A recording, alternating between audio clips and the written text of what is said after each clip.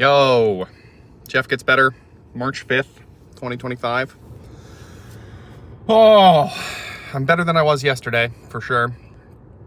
I got some great sleep last night, and it didn't feel like enough. And that's tough.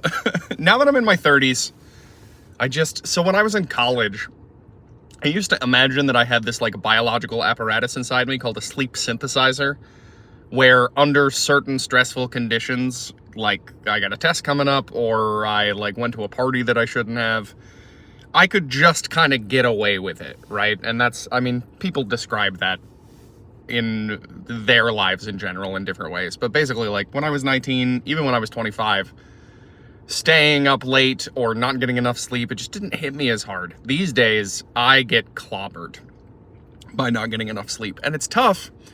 I think I've talked before about depression and anxiety. I probably had them my whole life. I've definitely had them for as long as I've been able to recognize what they are.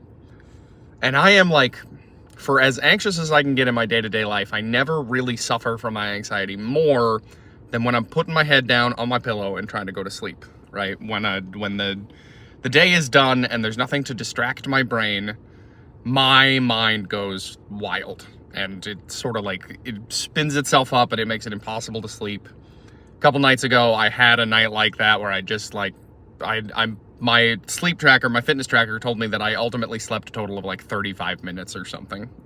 It was probably more than that, but it wasn't much more.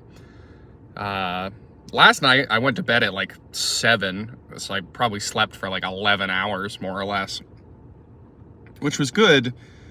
But this is just a weird thing for me, is that my sleep hygiene isn't great, right? It's better than it used to be, I think, because these days I'm not really scrolling TikTok before bed or anything like that. I'm pretty much like settle in. My partner and I do New York Times word puzzles, and then maybe I read a little bit, and then I go to sleep. But I have sleep headphones, and I definitely always have some noise on in the background, and it's a compromise, I guess. It feels like the best I can do right now for my sleep. And I think that's important. I think sometimes you got to recognize, like, hey man, this is what's working for you. This is what we're doing right now, right? That's not the thing that I'm working on. What I am working on, I'm about to go into the gym. I'm about to lift. I'm going to try to have a good day. I hope you have a good day. I love you. I hope you take care of yourself. I will talk to you later.